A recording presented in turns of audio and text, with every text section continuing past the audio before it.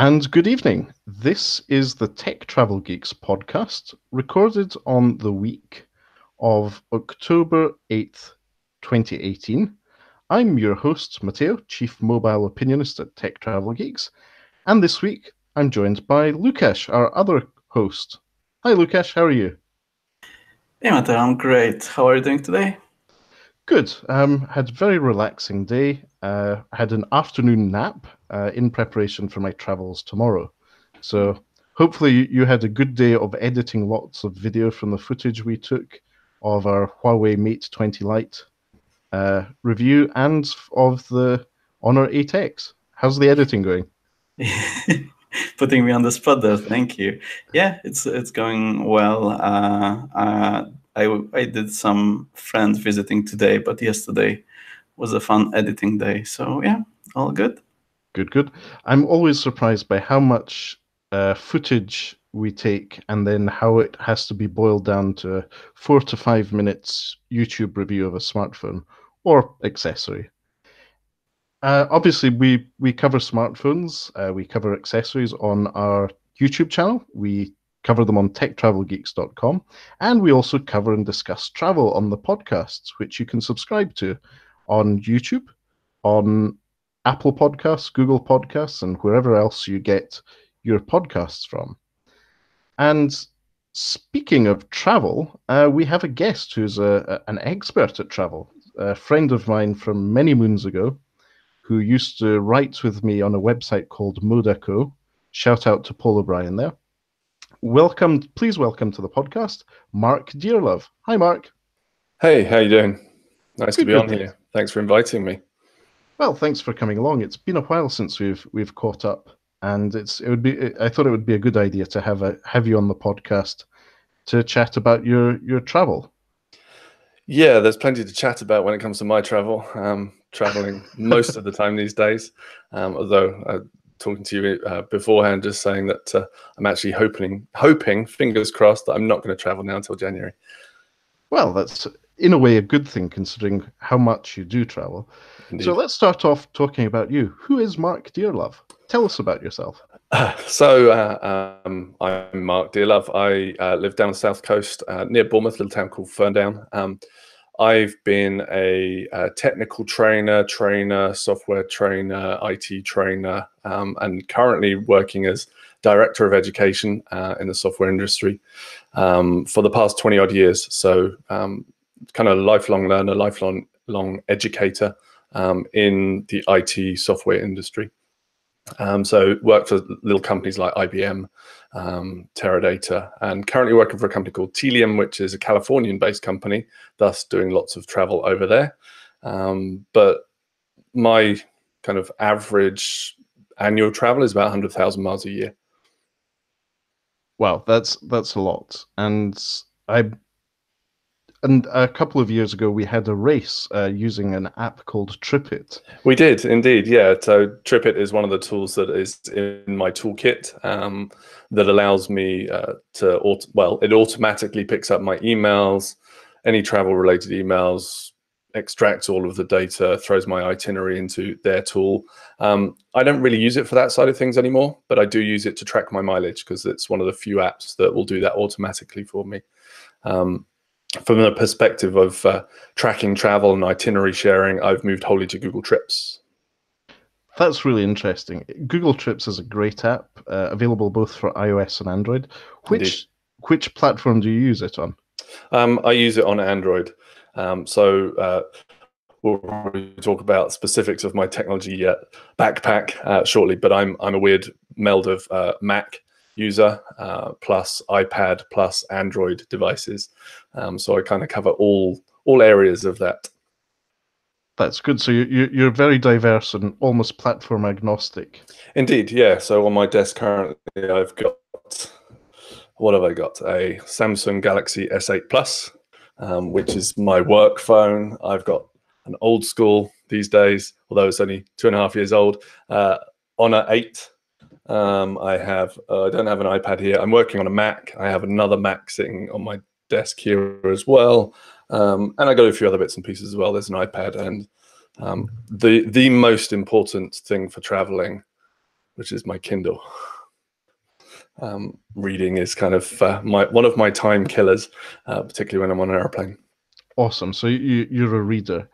Indeed. And what's your opinion on audiobooks? Do you consume them? No, I've tried them a couple of times. My opinion on them is if I need to sleep, then I'll put an audiobook on because it bores me to death, and that helps me sleep for a while. Fair enough. Each to their own. Yeah, exactly. But no, I read both Kindle books, and I also, again, talking about tech, use an app called Readly. Not sure if you've come across it, but Readly is for kind of magazines, electronic versions of magazines. So install the app and download 50 magazines at a time. So is one that monthly fee. Is that the subscription service, or do you buy each magazine edition individually? No, it's I think £7.99, just for in case there's international listeners on here. £7.99 a month for I think up to 5 devices, so 5 members of the family, as many magazines as you like. If you think about one magazine, if you want to go and buy, I know the latest digital photography magazine is kind of £5 a month. So two magazine downloads, that's kind of paid for the whole subscription forever. Yeah, it's particularly in airports or train stations, the magazines sometimes look more expensive than the cover price, especially when you get to the checkout and they force you to buy a chocolate bar.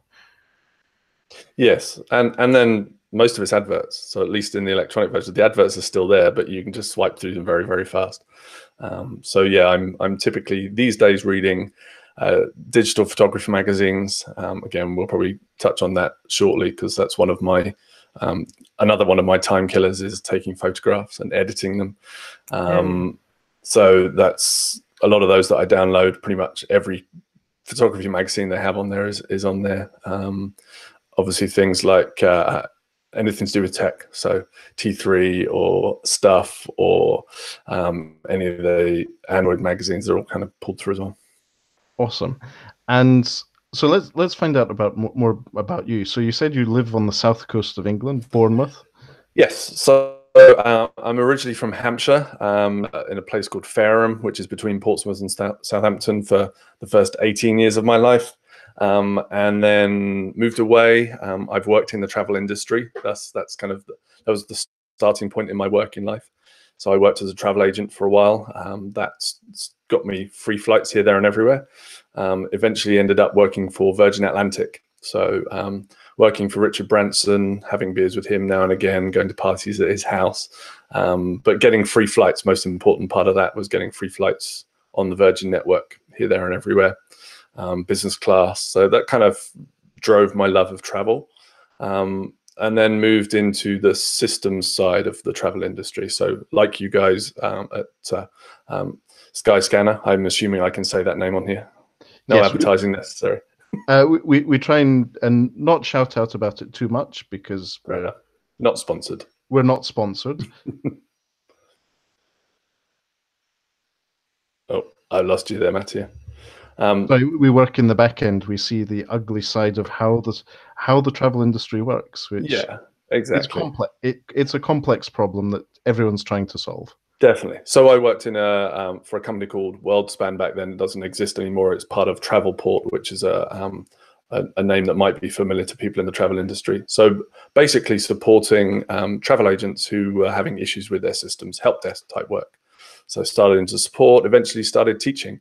Because they said someone needs to teach this thing, and I went, well, I know it, I'll do it. I don't mind standing up and making a fool of myself, and I've been doing it ever since. So that is my job. That's what I do as a profession. I stand up and make a fool of myself in front of anything from 1 to 750 people on a daily basis. Awesome. So we have that in common. Yes, indeed. Yeah, literally just come back from San Francisco, right back on Friday. Having done one of our global conferences, up on stage with cameras pointing at me and people watching me, and delivering our training sessions on what we do as a business. So what does Tealium do as a business? Well, now you ask a very long-winded question, or well, a short question with a very long-winded answer. So Tealium is a company that probably nobody has ever heard of, but everybody probably interacts with in their daily life, because basically we are technology that sits behind lots of the large corporations' websites. We're plugged into those websites, and we help those businesses collect and manage the data about you guys in a good way. So it's not scary, freaky, creepy stuff that we do. It's about making sure that they're advertising to you appropriately, not sending you all the junk and all the spam, that they know who you are, what kind of things that you might be interested in, what you have been interested in, and then using machine learning these days to see if we can figure out what you're going to do on that site. So then we can, if you're going to abandon a purchase, for example, we might help the companies pop up an advert or a discount code or something like that, because we know, based on history, based on learned information, that you're going to run away. Essentially, you two are trying to kill the industry of various untargeted emails about various types of enlargements. Exactly, yes. So display ads, stopping you getting those horrible display ads on websites for things that you've already bought or that you were interested in a month ago and have no preference for anymore. So we kind of track the behavioral information around what you're doing, and then help our customers engage with you in a much better way. We call it data orchestration. So it's about getting data from all kind of sources, putting it into a single source of the truth about you, and then. Oh dear, we seem to have lost Mark for a moment there. I'm still here. Oh, sorry. So, you work on essentially trying to make advertising and tracking of users better to give users a better experience. And within travel, there's actually a very big advantage to that. So when you're traveling, especially if you're roaming, data costs can be very, very high. And the last thing you want is an irrelevant ad as part of that roaming cost. You want something that works for you. Definitely, yeah, and it saves our customers money. It stops you guys getting annoyed, the general public getting annoyed, and it's more effective in giving you the information you want when you want it, rather than just throwing too much stuff out all at once. Yeah, it's like Amazon keeps on asking me whether I want a new camera, and I'm like, no, I've had enough Just cameras for now. Yeah.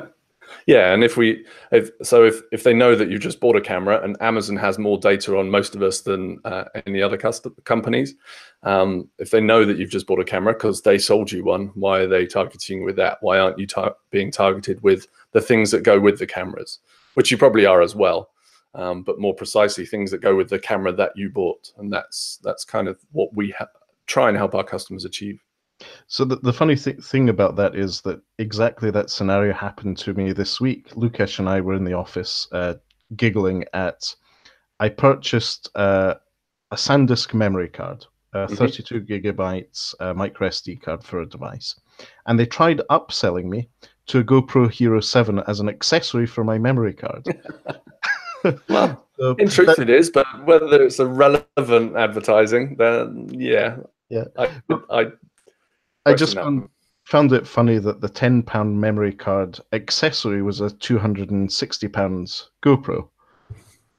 Well, you've obviously shown that behavioral trait before to be well upsold. Yes. Needless to say, I did not purchase a GoPro this week, although I am considering one now.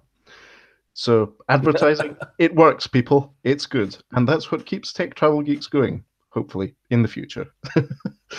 So, Mark, you're a trainer. Obviously, you cover some very technical things on the internet. Indeed. What's your background? Are you more of an engineer or more of a people person? Not that I've always been a trainer. Really, even when I was at school, kind of help things that they didn't understand, usually the more technical stuff. So when you're doing computer science or kind of those things at school, that's kind of where my forte came from. I used to get into trouble a lot for taking things apart and putting them back together again. Things that my dad didn't want taken apart, like his ham radios, as if anybody knows what one of those is, taking bits out and then putting them back and seeing if it still worked. So I've always had kind of a background in that. But no, my last 25 years, and I don't look that old, but I am.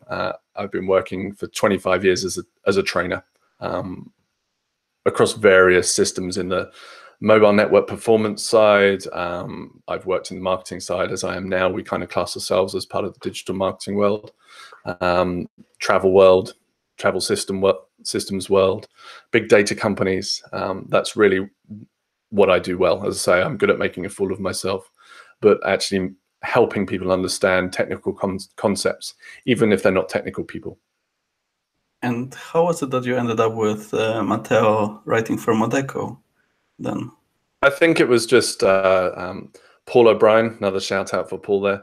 Paul O'Brien obviously had his site. He was looking for people to write articles on Android. I think he was transitioning a lot of his stuff from kind of the old Windows mobile world. He had a big user base, doing a lot of stuff from the Android ROM world. I kind of had an interest in that. I was never a developer. I was never somebody that would go off and build a ROM or hack too much, but I wanted new features on my phone that I could only get by grabbing Paul's, what did he call it? There's something kitchen. Matteo can probably remind us. ROM kitchen, or the Simon Osborne faster, lighter, better ROMs. Yes, indeed. And I have an interest in technology.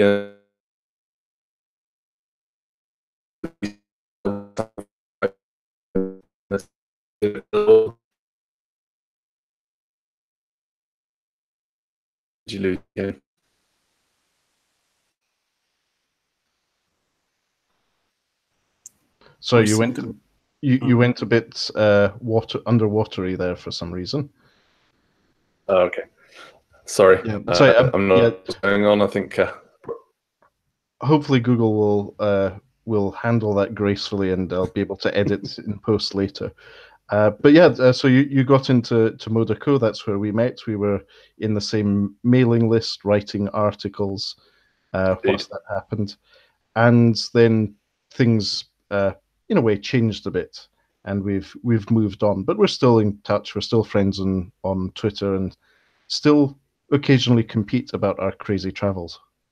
Yeah, and I think the whole Android world has changed. ROM so much anymore. I think the base Android system is so good these days. I think there's a lot of people who used to need to root and run ROMs and all that kind of stuff who just either don't have an interest or have no need anymore, because you can kind of tweak a lot of stuff on that platform now.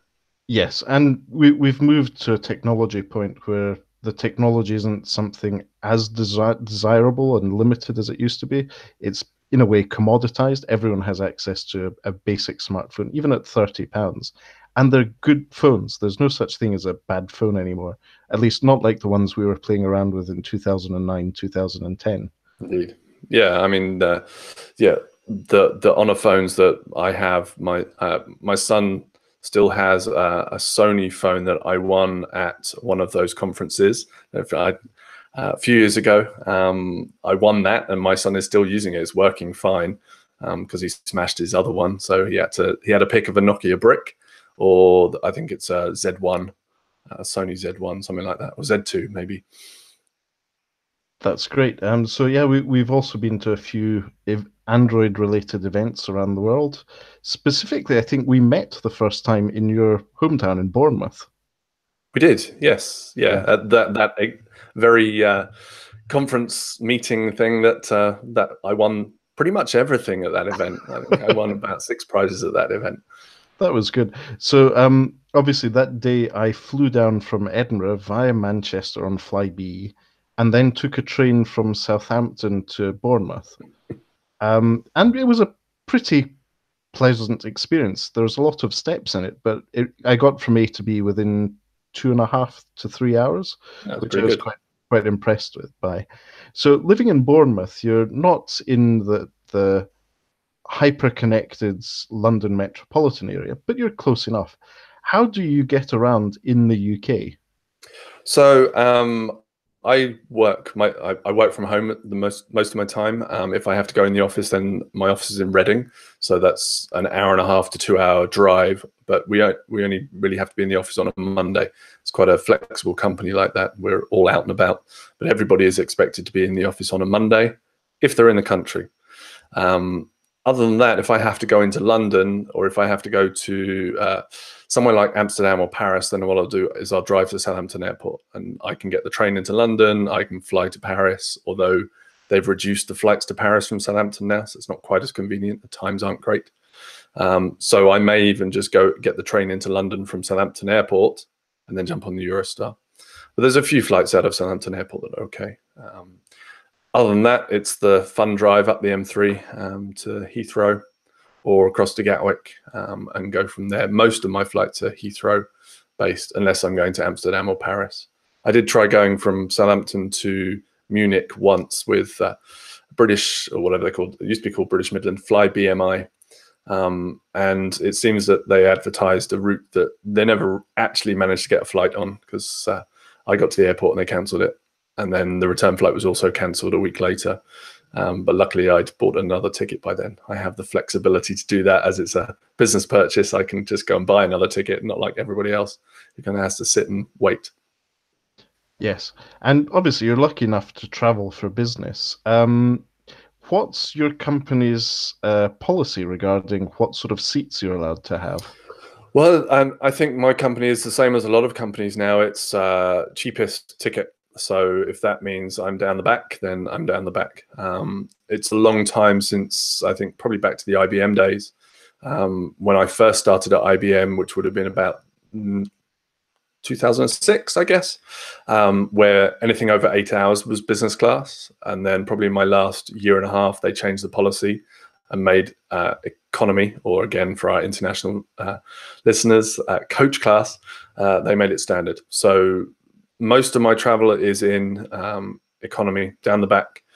So my flight, I flew to San Diego a couple of weeks ago. I was in the last row. By choice, I did choose that seat. There's a few seats that, or a few ways of finding out the good seats on a plane. Seat Guru, for those of you who aren't aware, if you've not been to that site, seatguru.com, which is part of the TripAdvisor family. You just plumb in your flight number and it's going to show you which seats are okay, which seats are really bad, don't go there, and then which seats are actually pretty decent. So that's always my go-to when I'm on a long-haul flight. That's a great site. I use it when planning long distance travel, and I have one tab open with Seat Guru, looking at reviews of seats and what's happening in that area of the plane. And then I have the other tab open with the KLM website, selecting my seats based on that information. Yeah, interesting. Why are you a KLM connoisseur? Is that just because of where you live and what's available from up in your area? It's a combination of that and the fact that they won my lifelong loyalty a few years ago. I was traveling from Edinburgh to Milan to my sister's wedding. This was on a Friday afternoon. There was a massive power cut in Amsterdam, and I just tweeted at them with a picture of the wedding cake box in my hand luggage and said, I really need to get to Milan tonight. And once the airport reopened, they did everything in their power to get me to Milan. So they put me on the first flight out of Edinburgh. They held an Alitalia flight back for me and got me there. So Wow. At that point, I said, okay, KLM, you have gone above and beyond. You provide most of the routes I need anyway, so you've won my loyalty. And they carry on looking after me. Obviously, I'm one of their loyal customers, so I have lots of perks as a frequent flyer. But also little things like my partner and I, a few weeks ago, flew to San Francisco on my partner's birthday. And even though we were on the cheapest of the cheap £300 tickets from Edinburgh to San Francisco, they came along with a couple of glasses of champagne and a KLM postcard saying happy birthday. It's definitely the little things that help. Yeah, even the little things. We were in those same seats you said at the very back of the plane, and it just made the experience great. And so as long as they carry on looking after me, KLM will have a special place in my heart. Brilliant. Yeah, I think that's key to having a good experience, getting an airline that actually has the small things. I mean, I've traveled with loads of airlines, and I don't have a preferred airline.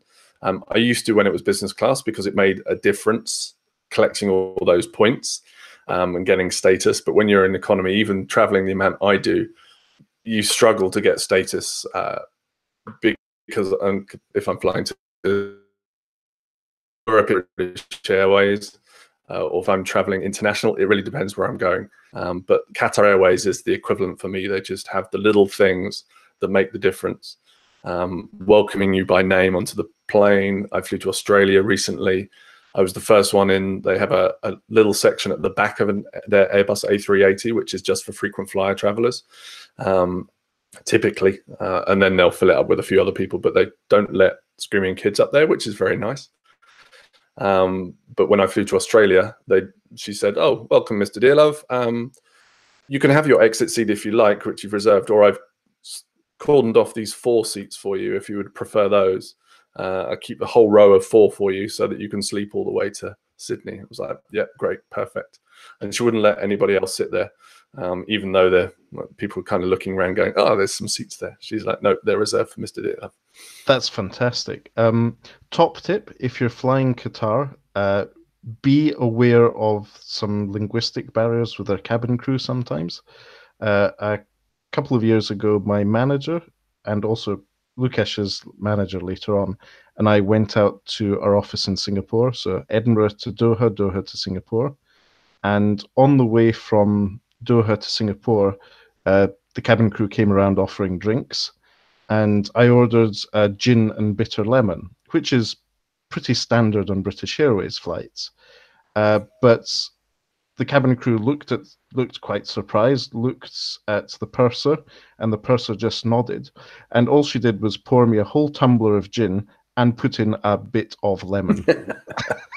So watch out, kids. Make sure you're clear and that you set expectations. It can be an issue, but Qatar's service is excellent, and this was just an example of it. I had according to them, a very strange request, which they didn't have any problems fulfilling. Must have been a very fun flight then. Well, Robert, our manager, was in a way giggling because he just ordered a beer.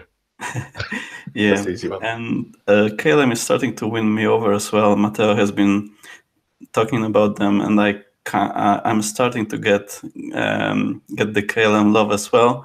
I was traveling to and from China, to China and back from Hong Kong, and I got sat randomly next to two. One way I was sat next to a Polish IT engineer, and back a young Polish couple who were just coming back from Hong Kong, completely randomly. But I don't know how completely random this is, because what are the chances that you're in a full flight flying from China or Hong Kong back to Amsterdam rather than to Poland, and you're sat next to your compatriots? So that was quite fun.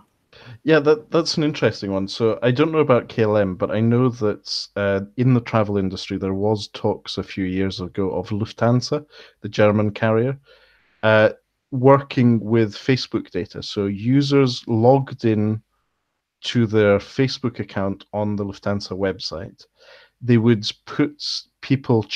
they would seat people relative to common interests in their Facebook about profile. That all went very, very quiet, probably because in the German market, that sort of privacy issue is tutted at, let's put it that way. But it is one of those things that as people travel more, they spend more time on planes. There can be some social experimentation around that, as in try and get people who are more likely to be similar, like frequent flyers, and Qatar having that end of a plane cordoned off for people with a similar travel profile, and likewise put all the kids together in the ball pit. Yeah, exactly. And I don't have a problem with that. I mean, I'm not very sociable on an aeroplane. I do kind of keep myself to myself. If the person next to me starts talking to me, then I will do for a while, but then headphones in, book out, and away I go. Sometimes you meet interesting people. Sometimes people are just need to talk to somebody, and that's fine too. Do you use noise cancelling headphones or just? I've got noise isolation, so they are on my desk here somewhere. I got a pair of Shure headphones that I bought recently, so they're Bluetooth headphones. I can stick my music on. But yeah, they're very good. I've also used to use these big things on an aeroplane, but actually getting them into my backpack now with all of the camera gear that I travel with has become quite difficult. Very good. And speaking of camera gear, what's your camera of choice? What do you carry around? So this is the current thing in my bag. It's a Canon Rebel T7i in the US, which is an 800D, I think, over here. And it's pretty good. I bought it probably 6 months ago. Got a couple of lenses with it. I've got the trusty tripod, the Joby GorillaPod. And yeah, that's kind of my time killer. I typically find that if I'm in a hotel, if I don't have my camera gear with me, I'll just stay in the hotel and I'll either work or kind of just waste time. And I think that ends up with you gaining weight, because if you're just sitting in a hotel, you're typically ordering from room service or eating rubbish. So I always make an effort to go out and walk and take pictures when I can. So recently, and if you want to check out my Instagram feed, just to big myself up, Mark_Dearlove is my Instagram handle. In fact, I have two. I also have Dearlove photos as well, Dearlove_photos. One is kind of everything that I take and think is worthwhile posting generically, and then I have another one which is actually a business account, because that's kind of something I'm aspiring to in the future, is maybe trying to sell some of the pictures. So I only put a few things on that particular site. I'm a bit more selective. So yes, just pictures over that again. It's M_Dearlove. No, Mark_Dearlove. Oh, okay. So Mark_Dearlove. Yeah, we'll put that in the description. Yes, cool.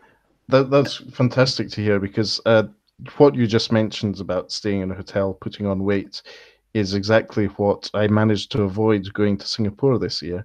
As well as that, I also ended up setting up the website called Tech Travel Geeks, whilst messaging Lukasz back in Edinburgh. That's how Tech Travel Geeks started out.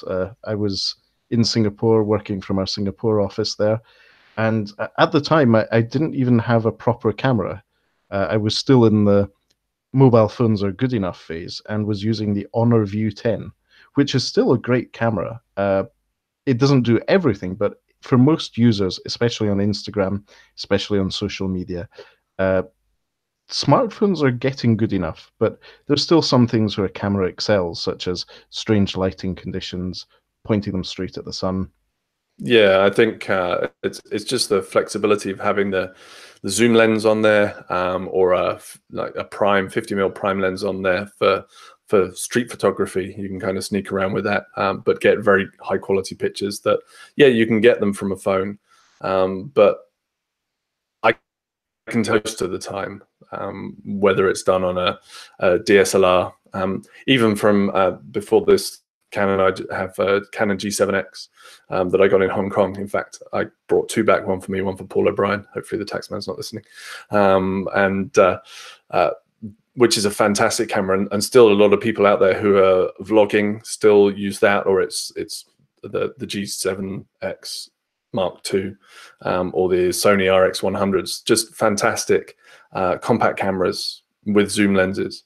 But yeah, I got to the point of, I want to have a much faster lens on there. I want to be able to take low lighting pictures that are a little bit better, capture more detail, and that's why I went for the Canon. I have a very old Sony, what is it? I can't even remember what it was, A100 or A200 or something like that, that's also in the cupboard in there, but it doesn't get very much use from me. It's more the kids use that now when they want to play. Can I ask? I'm quite interested in that. Using a DSLR is great for photos, but it's tricky to upload afterwards. What's your workflow? What do you use? How do you download and how do you select the photos? So the 800D or the T7i has Wi-Fi in it, so I can use the Canon app on my phone if I want to pull those photos down. Typically, what I'll do though is I'll go back to the hotel and I will take the card out and whack it into my MacBook Pro that I've got here. So I've got one on my desk that I keep at home that is kind of a bit more of a beast, but I use a 13-inch MacBook Pro for work. With a whole host of adapters because it's only got USB-C on it. So a whole host of adapters, one of which is an SD card reader and USB and Ethernet and HDMI. So I've kind of got all in one in that. And then I use Lightroom. I'm transitioning from Lightroom Classic, CC Classic to Lightroom CC, which is, I'm not sure if you're familiar with Lightroom, but it's kind of two different interfaces. The new Lightroom CC is great because it also syncs all your photos up to the cloud automatically and into the Lightroom mobile app. So if I'm just on the fly, I'll use the Canon app to pull things down onto my phone, and then I'll edit in Lightroom mobile, which is a fantastic photo editing tool. If you haven't used it, go try it out. It's pretty much got everything in it that you can do on the desktop version, including presets can be loaded up in there. You just sync them across from your machine, from your laptop, sync them over into the app, and then you're using the full presets and tweaking the most granular setting that you could on that phone. And for Instagram, that's great. So when I went to Thailand on holiday, I do get some time that's relaxation. A couple of weeks in Thailand, I didn't take a laptop with me. I just used the DSLR, the Canon app to pull the photos onto my phone, and then Lightroom to edit them, and then Instagram to upload them. So it's a bit of a workflow, but it works. It's very good. That's brilliant. Yeah, I've been looking into that as well. I've used Lightroom a bit, and it's a great app on my Windows, but I've never used it on my phone. So you should try it. Yeah. It's better than any of the built-in editing tools that are in any of the social apps. It's better than any other mobile editing specific app that I've downloaded. And everyone thinks, oh, it's Adobe, it's Lightroom, it's going to be expensive. It's free. It's completely free. Obviously, for the synchronization features, you need to have Lightroom as well on a separate device. But from a standalone mobile editing photo app, it's great. That's good to hear. And I don't work for Adobe, but. But if anyone from Adobe is listening to this podcast, you can find him on Instagram, Mark_Dearlove. Yeah, a couple of photos that I've uploaded in the last couple of days since I got back from San Francisco there as well. So. Very good. And you mentioned mobile there. So you said you're an Android user. What is your network of choice when traveling? Obviously, you have a work phone. What's your personal network of choice? Personal network of choice, I think, is the same as most travelers from the UK, although it's a little bit easier with the other networks now. But I think 3 just kind of stands out when you're traveling around the world. I don't have the greatest signal at home, but I have one of their broadband devices that plug into the broadband to give me better signal at home. What is it? The home signal, I think it's called. Yes, the marketing term is home signal. I think the technical term is femtocell. So they leverage your home broadband to give you cell phone connectivity. Yes. So, but I rarely use my phone in the house on the network. So I don't make phone calls very often. I've got 3 kids who are all on WhatsApp. So if I'm at home, I'm on Wi-Fi. If I'm out and about, other than my house, if I go up the street, it's fine. But traveling around the world, pretty much everywhere you go, and I don't even know how many countries it is now, 60, 70 countries that they have their feel at home service in. It just makes a big difference. Yeah. Funnily enough, both Lukasz and I are happy 3 users. I'm a bit of an edge case in the sense that I have 5 active SIM cards with them. But very useful for traveling to countries specifically like the US, Australia, Singapore, Hong Kong. a whole list of them. Though you do need to watch out, not all countries are included, as Lukasz discovered recently on his round the world trip. Lukasz, do you want to share your Canadian experience with us? Oh, well, yeah. In Canada, I didn't have the feel at home option, so I spent quite a few pounds on roaming in there, and I think I have set myself a limit of £30 or something, over which it stops.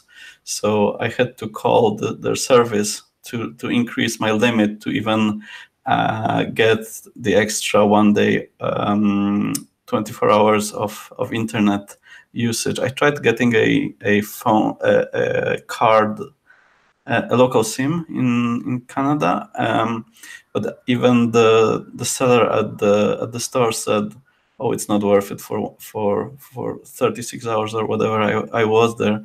So I just survived with almost no internet, but that was fine.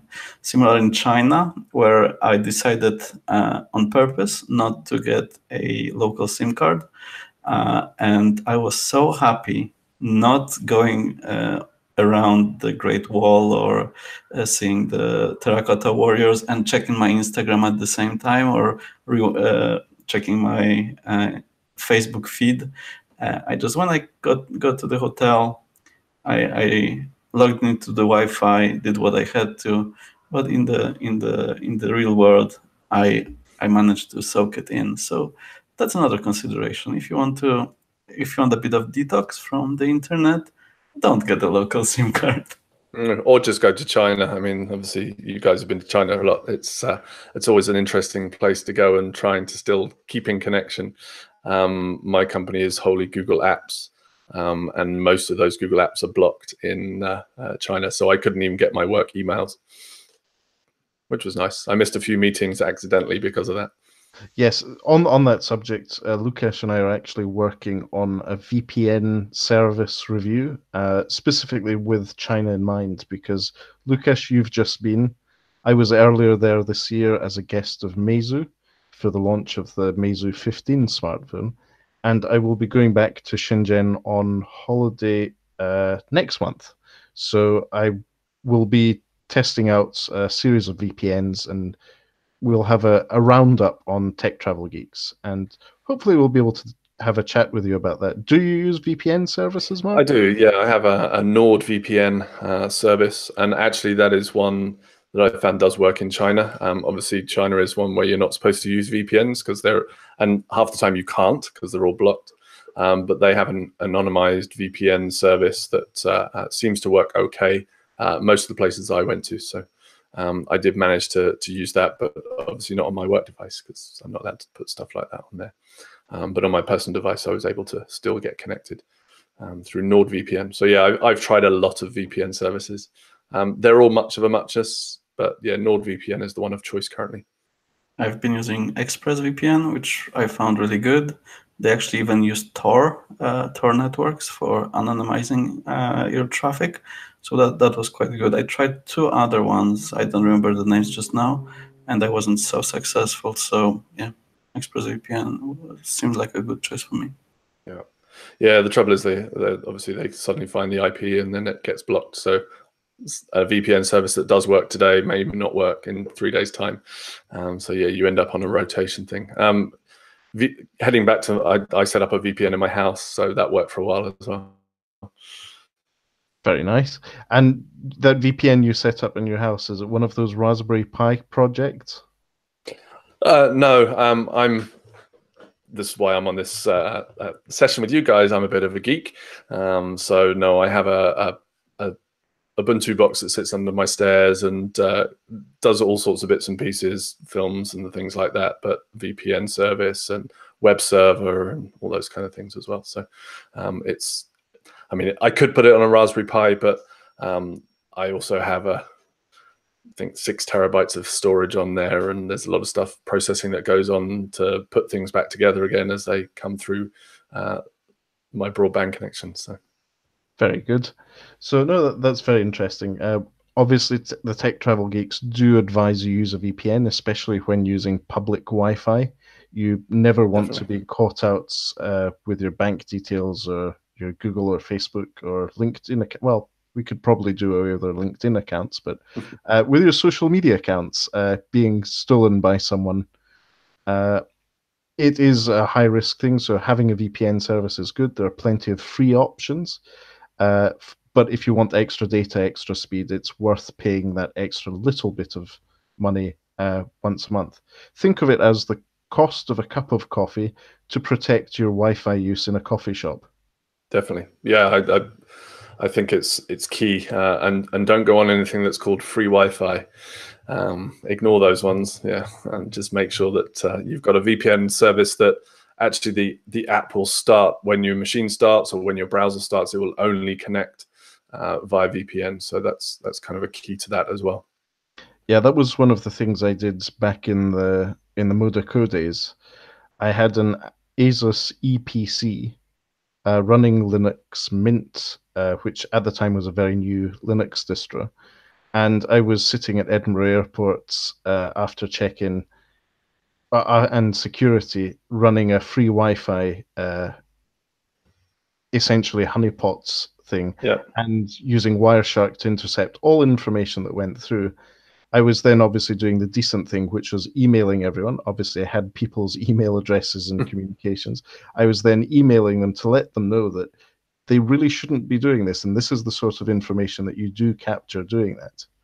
Yeah, and it's key. I mean, there's a lot of people that travel with work laptops who don't think about these things as well. Maybe the business doesn't have a VPN because you don't need it. You're always in the office. But yeah, if you're traveling, anything that you're connecting to, yeah, and it's very easy with Wireshark. I've done it to get a password out of an old BT OpenReach router.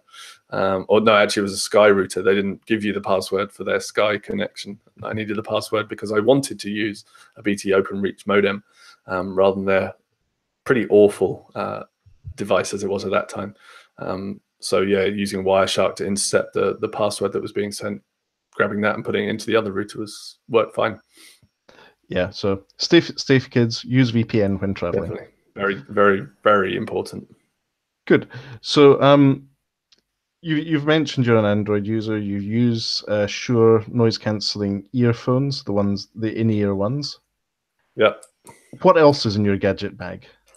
This at the moment, this is a freebie from Accor Hotels, which is a very useful multi-point charger. Although being a USB-C user doesn't really help an awful lot for that. But it charges my Kindle, it charges my iPad as well. You can see I was prepared for this because I have all the devices next to me.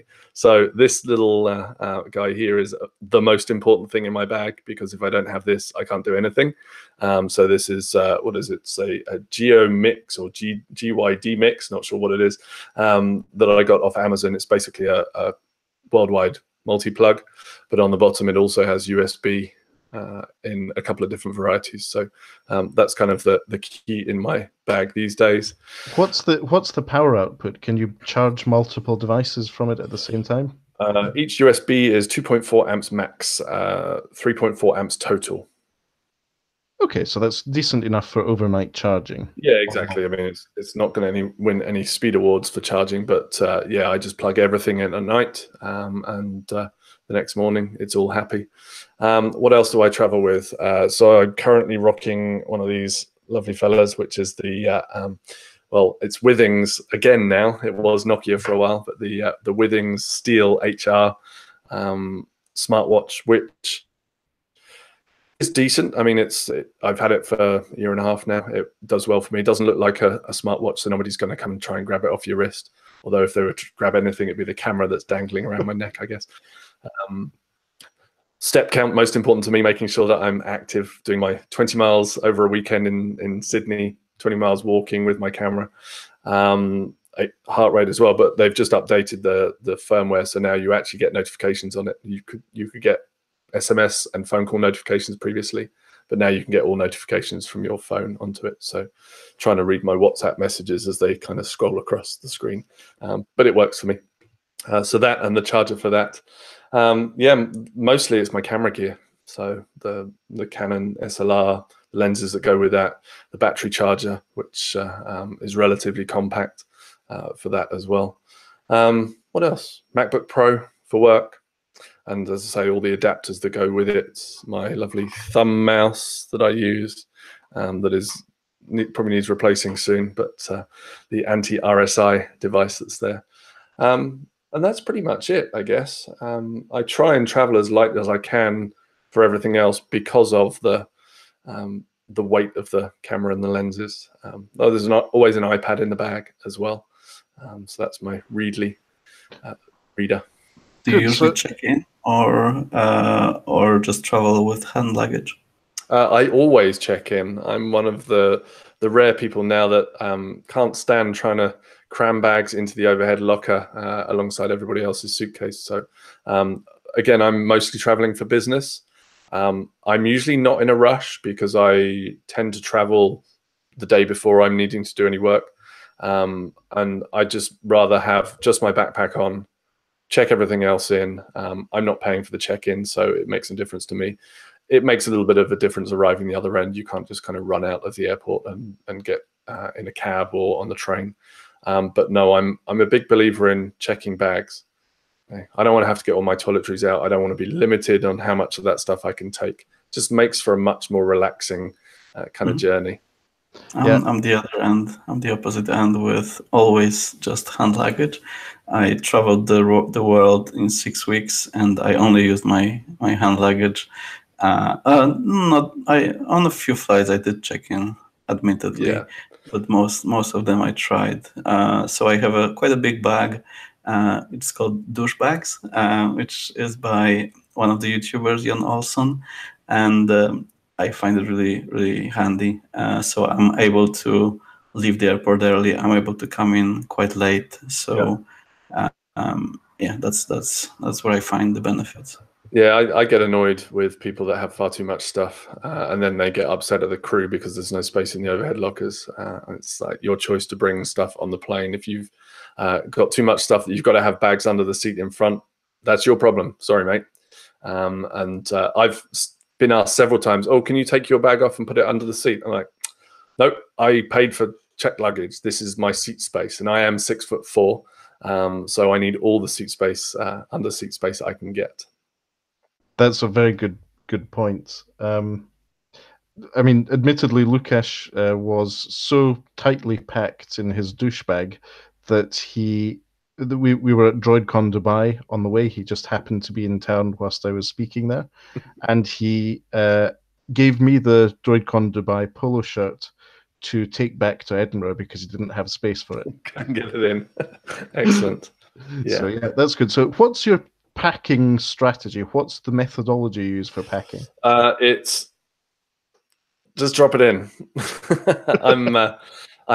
I have a small suitcase that I travel with, a Wenger suitcase that I have, which I can travel relatively light in, and it has a slot for my laptop and things. But even with that, I throw it in the hold. I have very large feet, so socks all go in the shoes, that kind of stuff. But I'm not like you. I don't use compression bags. I don't roll things up. It's cram it in and zip it up, and away we go. I don't spend any time at all. If we're going away as a family, I do all the packing. My wife said, "How do you get it in there so quick?" I'm like, "Because I just throw it in and stuff it down and zip it up." I'm kind of a last minute person. I'll pack half an hour before I have to go to the airport. Very good. That's something I'm trying to avoid doing for tomorrow morning because my flight's at 6 o'clock. And so I'm trying to prepare myself also because one of the events I'm at is business casual, which is always very interpretable. Yeah, indeed. Yeah, business casual. For me, that then in our office in San Diego, business casual is basically shorts and flip-flops. Make sure you're taking your wetsuit off. It's essentially no t-shirts with swear words on them. Oh, okay, fair enough. So who knows? We'll find out in London on Tuesday evening, where the Tech Travel Geeks are guests of Huawei, again, for the launch of what everyone is thinking is going to be the Huawei Mate 20 Pro. Well, that should be interesting. I've not managed to get to one of those launch events yet. I'm usually somewhere else when all these things happen. I think I tried to go to a couple and then I had to go away on business. So. Well, I'll be catching up with Paul O'Brien there. We'll retitle this show the Paul O'Brien Shoutout Show? Definitely. Yeah, why not? Good fella. He knows everything there is to know about everything to do with Android. So yes, and for customer service solutions as well. Yeah, now. And drones and yeah, GoPros. Yeah, anything technology-wise, he's your man, really. Exactly. Oh, drone is my subject, so it's good to know. Speaking of drones, I'm just going to prod Lukasz here. How's that Mate 20 Lite video coming on with drone footage? There might be some drone footage at the end. Yes, spoiler alert. Good. So, do you think we can get that YouTube video published before the Mate 20 Pro launches? Oh, yes.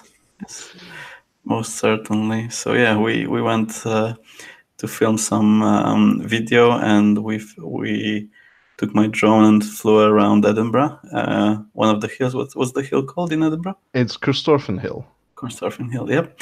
And also at the golf course nearby, I almost got hit by a golf ball, but survived.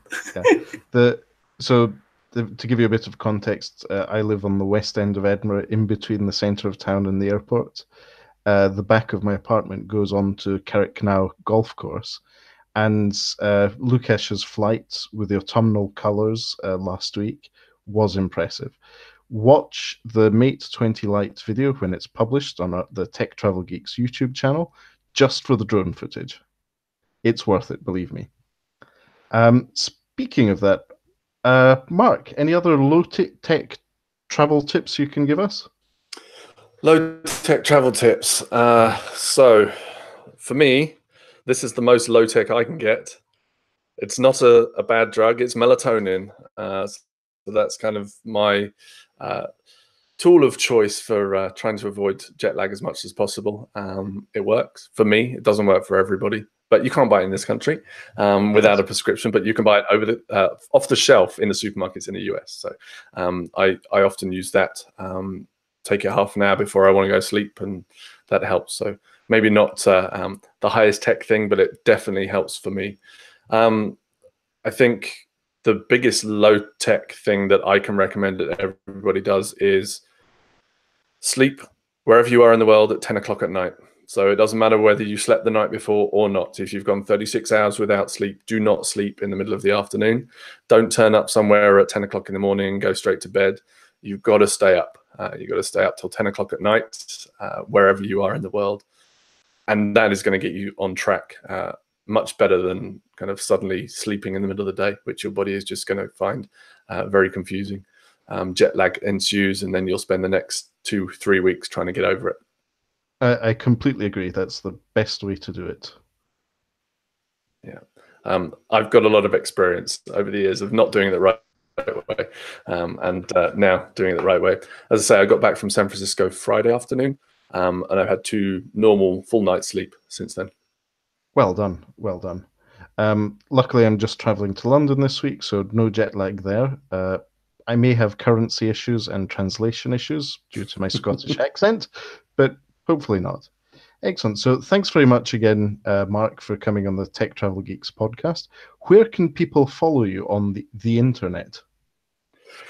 So probably the one place that I'm most active these days is Instagram. I used to be quite active on Twitter. I'm a little less so these days, but at Dearlove on Twitter.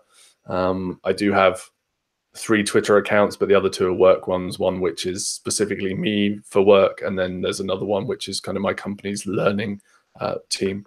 But yeah, at Dearlove on Twitter, or Mark_Dearlove, kind of the best places to get me. I used to be a Google Plus guy, as you know. We used to do quite a bit on there. Obviously, no more. In fact, a little known fact, I had the food group on Google Plus, which had over 100,000 people on it, although probably 50% of those were spammers. But your slow cooker lamb is all forever in my #food porn gallery. Excellent. Yeah, food is kind of my relaxation time. I put less of it on Instagram now. But if you go back far enough on my Instagram feed, you will find all sorts of food-related stuff, whether it be the raw ingredients or the finished ingredients, but I did kind of clean out quite a lot of that stuff. It's putting just the travel photography on there now is what I'm trying to do, but you'll still find some if you go far enough back. That's fantastic. Well, again, thanks for being on the podcast. Lukasz, how about you? Where can people follow you on the internet? So on Instagram, I'm just Lukasz Suliga. That's my full name without any dots or dashes. On Twitter, I'm El Suliga. I don't post too much, but I'm trying to nowadays more and more. And yeah, on Tech Travel Geeks, you can find us on YouTube and on the internet, techtravelgeeks.com. How about you? Obviously, I'm at Tudoleo pretty much everywhere. I'm on techtravelgeeks.com as well, and obviously on Tech Travel Geeks on YouTube. You can subscribe to Tech Travel Geeks on YouTube. If you do, you'll get some great videos like the one I've been prodding Lukasz about all episode. That's the Huawei Mate 20 Lite review that we've almost completed. It just needs to be published.